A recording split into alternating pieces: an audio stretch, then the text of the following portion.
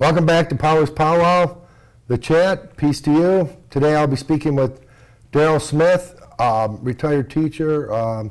He works and is involved in the senior center and is in the senior band, also with Josh Bowron, executive director of Media Network of Waterford, and does quite a few things.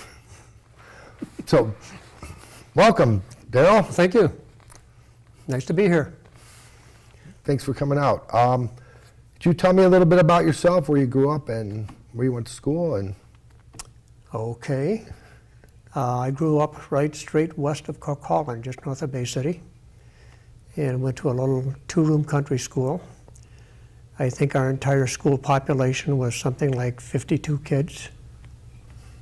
I graduated in the 8th grade with 4 other 8th graders, and then went to Handy High School in Bay City, where my 9th grade class was 500 instead of 5. So quite a culture shock right there. yeah, Got a degree from MSU, teaching degree, taught a couple of years in Saginaw Township, and then came down here the year that Mason Junior High at that time, the year that Mason opened. And my friend that I taught with in Saginaw Township had come down a year earlier and said to my wife and I, "You guys got to come down to Waterford. It's a booming place. They can't build schools fast enough, and you're close enough to the big city that you have all the big city perks, and you're far enough away from the big city that you don't have the big city problems." So that's what got us down here. and you were involved in quite a few things in the Waterford. There was something called Indicom? Yeah. A couple of years after I got down here, like I said, I was teaching at Mason Junior High, and Waterford Township Schools got a federal grant to develop computer-assisted instruction. It had never been done. There were 3 projects going. One was in New York City, one was in Palo Alto, California, and Waterford Schools was the Midwest demonstration project. And the idea was computers to that point had been used for computation, but never in an instructional mode. So our group worked with our local teachers, trained them in the strategies that you're going to use in trying to anticipate what you're going to have the computer show the kids, and then based on their answers, where do you go in the next step? So just as an example, if traditionally, if you worked out a math problem, let's say a multiplication problem, you get to the end, you check the answer's wrong. Okay, where did I go wrong? And with the computer-assisted instruction, each step along the way, so if you got halfway through the process and you made a mistake, it stopped you right there. You know where you made your mistake, and then you have a chance to straighten it out. So the whole idea was that each child can move along at their own rate, rather than having a whole class moving and maybe you're a little ahead and maybe you're a little bit behind. So it made it a lot more of a connection. Well, back then the computers were... Well, the computers were the size of refrigerators. Yeah. And actually, the year that Mott opened, we had our computer system that we were designing was installed in the mezzanine in the library here at Mott, and it was the size of a refrigerator, a monster. And the model was RCA 7035, a 1970 35K computer. 35K? 35K, yeah. That's how much memory it had, yeah. That's how much memory it had. We have that in our... Oh, you've got, yeah. Yeah, you a got that photograph. more than that. Yeah, right. You've got more than that in your watch right now, probably. But that ran 32 teletype terminals connected over at Riverside Elementary School. And we had, like I said, we were the demonstration project for the Midwest. And we had people from all over the country in Waterford to see what was actually happening because it hadn't been done before. We were on the cutting edge. So Waterford was known all over the country at that time. That's amazing. So yeah, it is. It's And then amazing how far we've come.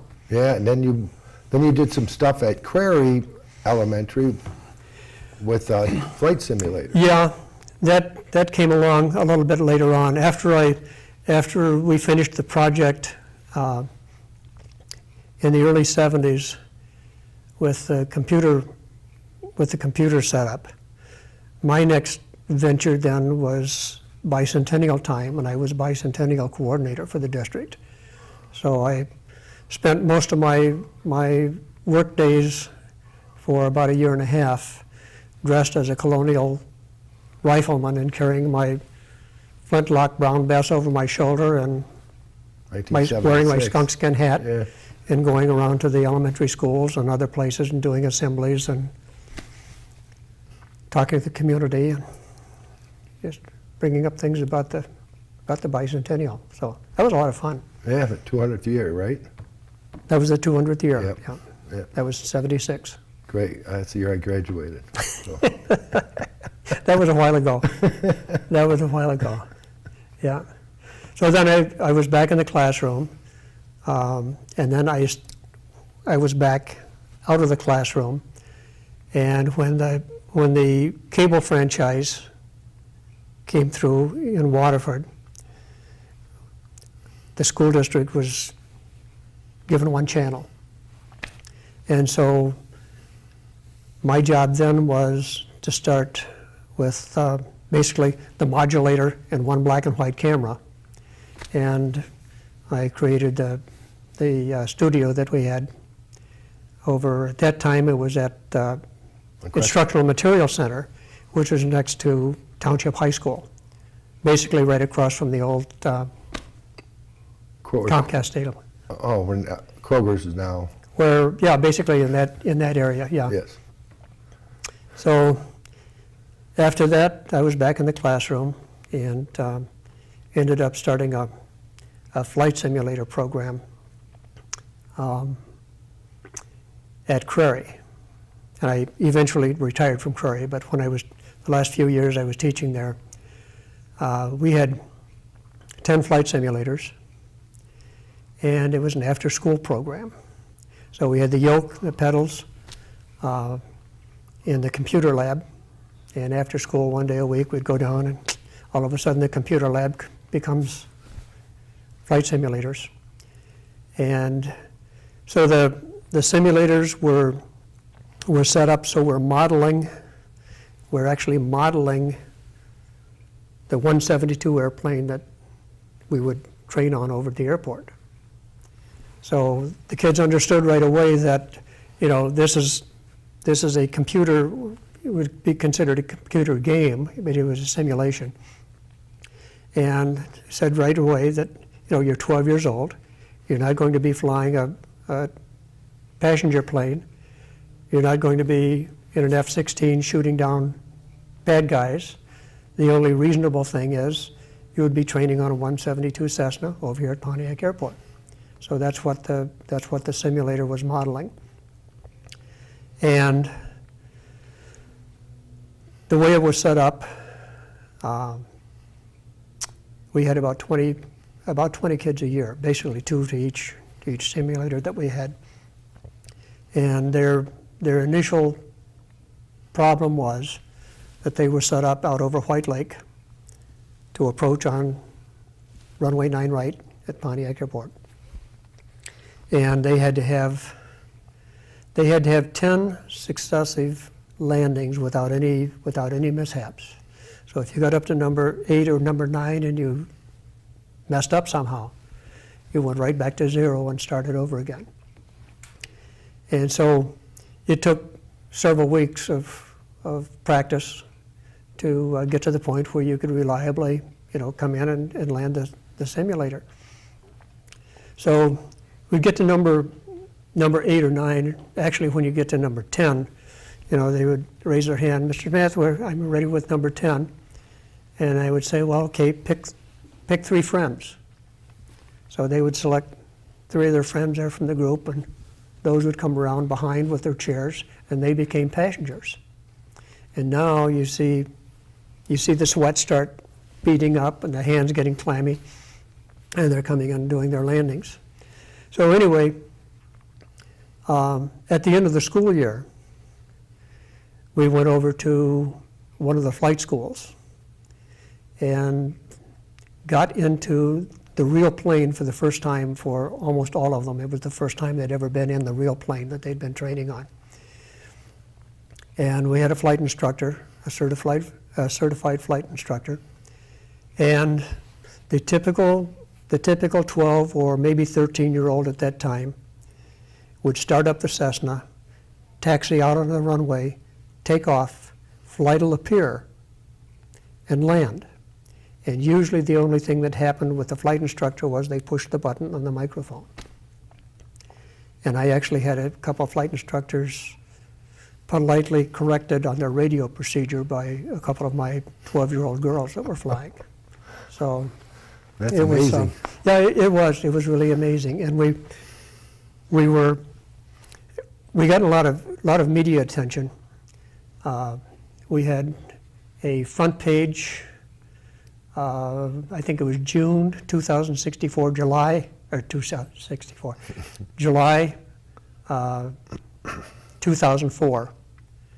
the Oakland Press. And page 4 of the Oakland Press that Sunday was a full page of photos and write-up about what we were doing. And we ended up really several places around the state with simulators. Down at the RenCen, we were at a couple of the educational conferences around. We were at the airport 3 or 4 different years in the terminal building with a half a dozen simulators and getting the public on.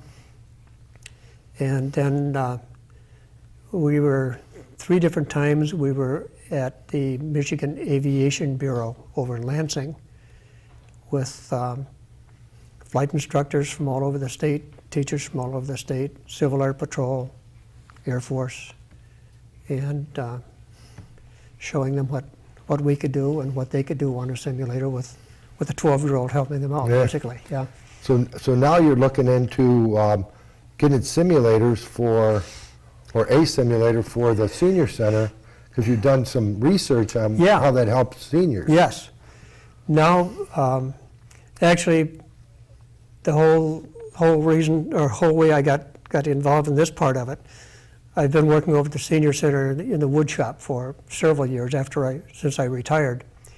And you take a coffee break and you're talking to the other guys around there, and they're former Vietnam vets, and we've got retired pilots that can't fly anymore because of medical reasons, and a number of people that I've talked to since then that just said, I always wanted to do that, And so one of the guys was a friend over there.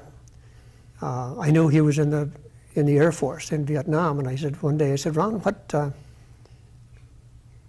would you be interested in coming over and trying out my simulator? And what I had at home was just sitting on my desktop and a screen, typical hookup with a little screen and hooked up with the computer. But I did have the yoke and the pedals. And so he came over, and as we were getting ready, I said, by the way, what did you fly in the service? And he told me what it was, and I can't remember just what the designation was, but it was the big 4-engine job that had the huge radar dome up on top. And so anyway, I got him setting down with my simulator on just the 172 trainer. And I watched him get just as involved as the kids did flying this thing. And I thought, you know, I bet there are a lot of other guys over there, or women, that would be just as interested in doing something like that. So that's what got me started. So you're looking for some funding for this, so I'm looking for some funding for it, and the thing that got me going was just watching his reaction, and the other thing was I started doing some reading and researching this, and there's a lot of information in the last few years that shows that there's a whole lot of good going on for people in the 55 to 75, 80-year range when they're involved in gaming, computer gaming, or the simulations that go on. And of course, with the simulation, there's a difference between simulations and just games. Because with a game, you can be doing this and fighting off space aliens or something like that. And with a simulation, you're actually modeling real situations. So it's just amazing to me how quickly you can get involved in the simulations with the flight simulator. stimulate the mind and Yeah, like I said, there's a lot of information in terms of brain research that has gone on, in terms of the different areas of the brain that really light up when they're doing things like this, along with just eye-hand coordination and the feeling of accomplishing something, that you hadn't done before. Sort of the old dog, new tricks type of thing. yeah. And the thing that really, like I said, they get wrapped up in it very quickly. And my favorite example was when we were over at the Aviation Bureau, and I was getting this set up, and a young guy came by and he said, "Can I get on the simulator? I'm a student pilot." And I said, "Yeah, where do you train?" "Well, right here at Lansing." And I said, "Good, I can get you set up right away." "Well, can you give me something hard?" I said, "How about flying in the rain at night?" "Oh yeah, that would be great." Okay. So I got him all set up, and we had probably 12 or 15 people standing around now, Civil Air Patrol, instructors and so on, watching what's happening. So he's sitting just in a folding chair in front of the simulator, and I handed off, "You have the controls," and I pressed the button to start things going. And right away he's having problems. But off in the distance you can just barely see the lights from the airport, and the rain is coming across the screen, and it's pitch black.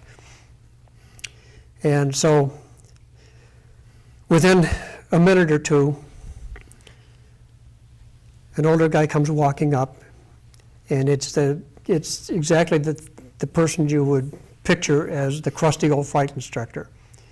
So amazingly, it was his flight instructor.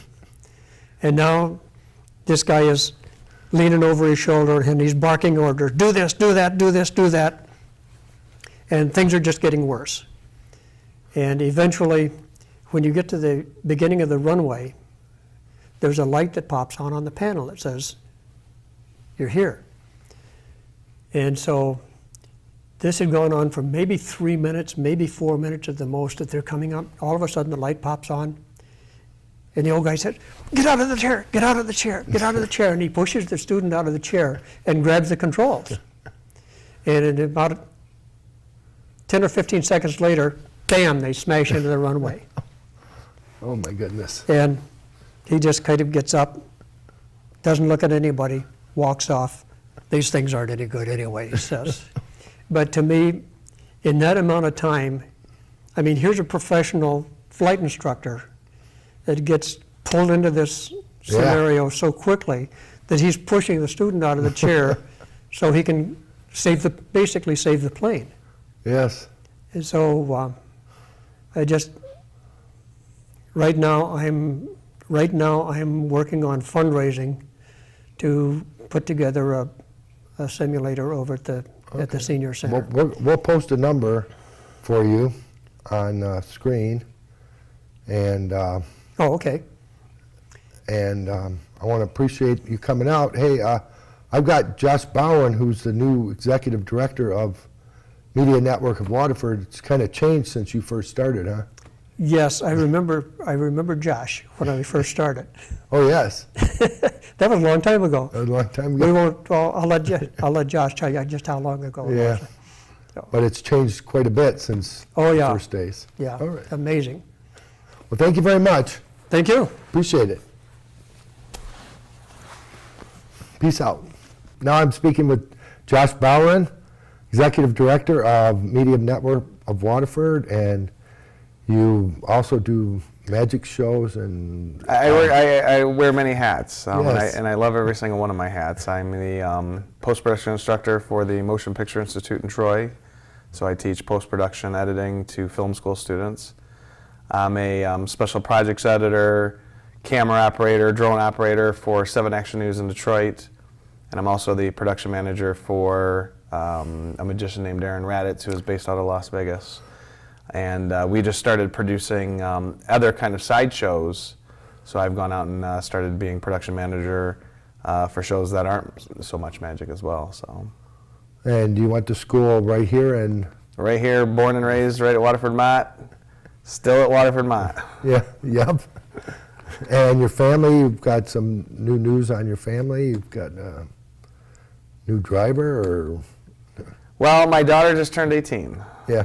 And she is the last of my children, so I have no children in the house now. I have officially raised 2 adults and put them into the world, and away they go. Excellent. So I feel old.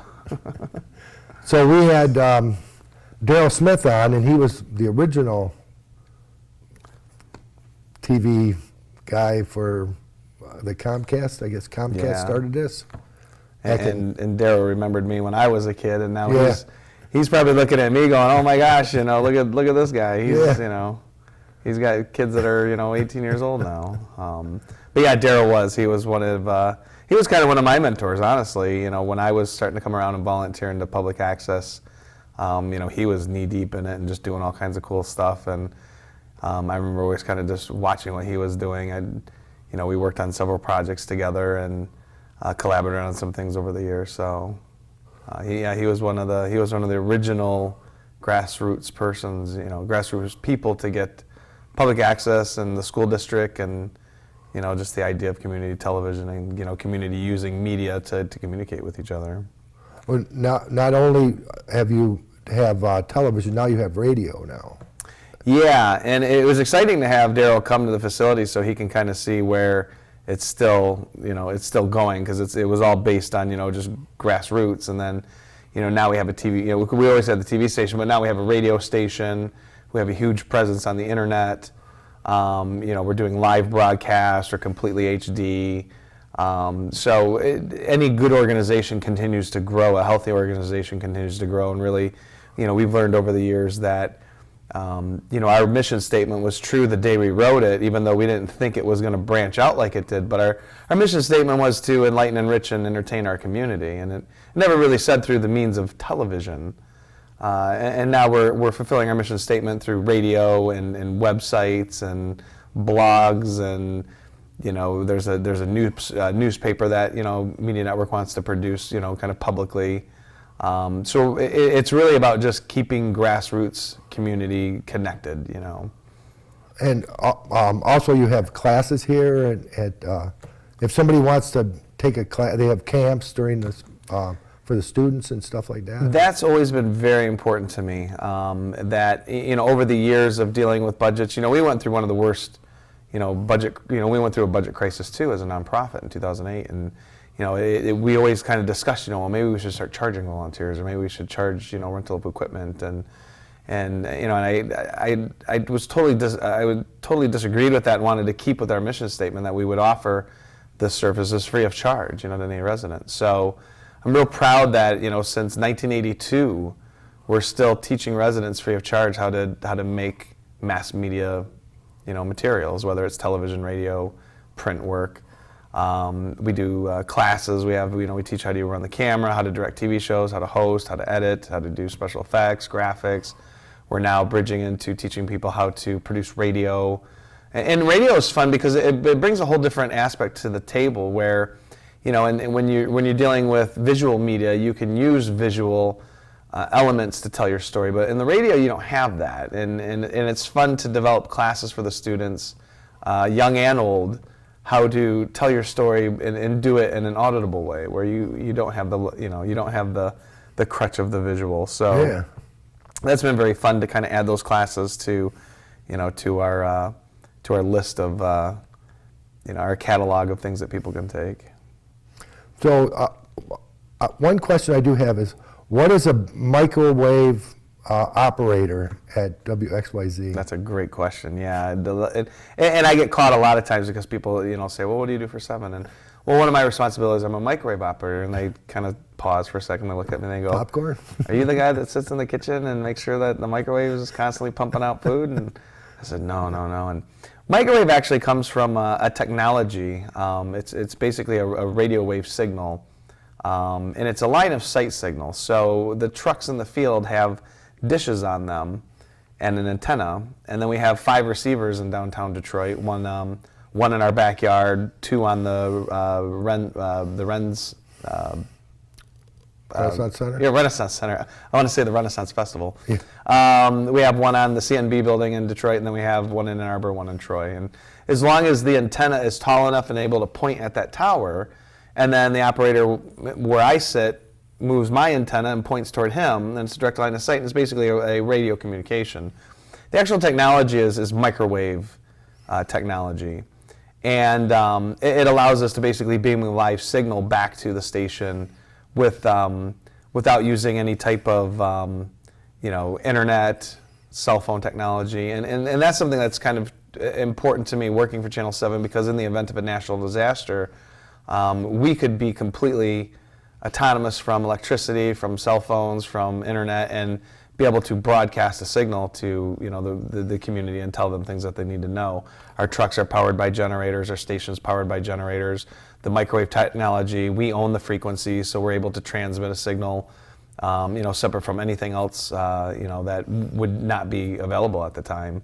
We broadcast still, even though we went HD, our TV tower out back still broadcast HD, and you can still use your HD television with the rabbit ears, to pick up a digital HD signal. Wow. So in the event of a national disaster, I'm pretty proud of the microwave element of it.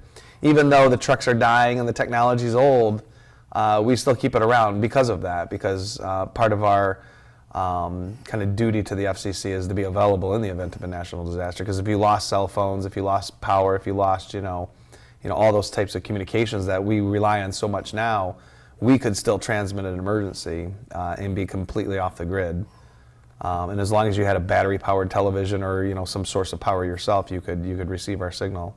Excellent. So You also are in band for the Media Network Band. You play the keyboards? I've been playing piano since I was about 12 years old, and I've played by myself. I taught myself. I play by ear. I always believe whatever your brain is missing, it gains something else, and maybe I have a memory problem or my speech isn't perfect like I'd like it to be, but for some reason I can hear a song and sit down on a piano and immediately whistle it through my fingers, is how I like to call it. And I've been playing forever by myself. And we started to talk among staff and volunteers and realize there's other magicians, this person, Whitney plays bass and Denise plays drums, and one of our volunteers, Kurt, plays the guitar and he also sings, and Jeff Decker, who is kind of our voice of Waterford, he also sings. And the idea behind that is we used to train volunteers. Speaking of classes and workshops, we used to train volunteers just like we're doing now. We would set up kind of a talk show, and the resident would come in and they would sit on the camera, and they would learn how to tilt up and tilt down and two-shot and wide shot and stuff. And I was trained that way back in 1989, and having a kind of a band in-house led me to even expand our classes, and the idea that you have this band that's good, and volunteers can come in and put a GoPro right on the keyboard, or take one of the studio cameras, turn it to handheld, and get it right up in the lead singer's face. He's not going to say anything. You know, we're not going to tell him, oh, you're in my space, Yeah. or you're in my way, or. So I'm trying to really, integrate or mesh our classes and kind of the band together. A band has all kinds of elements, that really teach TV aspects. You light bands a certain way, you have to mic bands a certain way. The camera angles are creative and different, and so I'm excited to see that develop. I'm excited to see where that goes. That's my vision, is to have these kind of classes and workshops that we can do that aren't just sit-down talk show. I remember when I did my first talk show, I stood behind the camera for a half hour and didn't really do anything at all. And having a band around is kind of cool, because I think it really does stretch the training that can be learned in TV. And then you can take pieces of that and go on with your own shows or whatever you're getting into. I had seen you fly a drone, which you have to have a license to do, and I see you were in Cedar Point, and you had some fun I there. wear many hats. So I'm an FAA licensed drone pilot. You have to be a licensed pilot to make money, and the FAA basically says if you're flying a drone for business furtherance, they would like you to be licensed by the FAA. If you're flying recreationally for fun, you're fine. You can fly your drone. No worries there. So I fly Drone 7 for ABC, for WXIZ, and I also do some freelance work with the drone. I've shot on a couple movies now that are coming out this fall. And then another hat I wear, just from the magic show, a good buddy of mine, Jim Finkelmeyer, is our illusion manager. He's also a licensed pyrotechnician, and his company got hired to do the fireworks shows every night throughout the summer. And on the nights that he was scheduled to shoot the fireworks, he had asked if I would come and be assistant pyro, because he had figured that if it takes him 6 hours to load everything, we could do it in 3. And I said, oh, cool, then we can go in and ride the roller coasters. And he says, oh, no, we have to sit and watch the pyro. We have to watch the equipment. I said, no, you're going to watch the equipment. I'm going to go ride roller coasters. I'm just the assistant. So I went to Ohio and I took a pyro class and got licensed to be assistant pyrotechnician. Oh, So wow. when I'm on site, I can do anything a licensed shooter can do, as long as that shooter's on site with me. So. And I got to tell you, there's nothing like being, 50 feet out from the mortars when we blast off a 6-inch shell. So it's been quite the experience, and it's not as loud as you think it is, but you really feel the thump in your chest when those shells come out of the tube. It's an interesting sound. You'll never forget it. Well, thank you very much. Interesting person. Thank you. My pleasure. I appreciate it. Peace out. It's time we stop. Hey, what's that sound?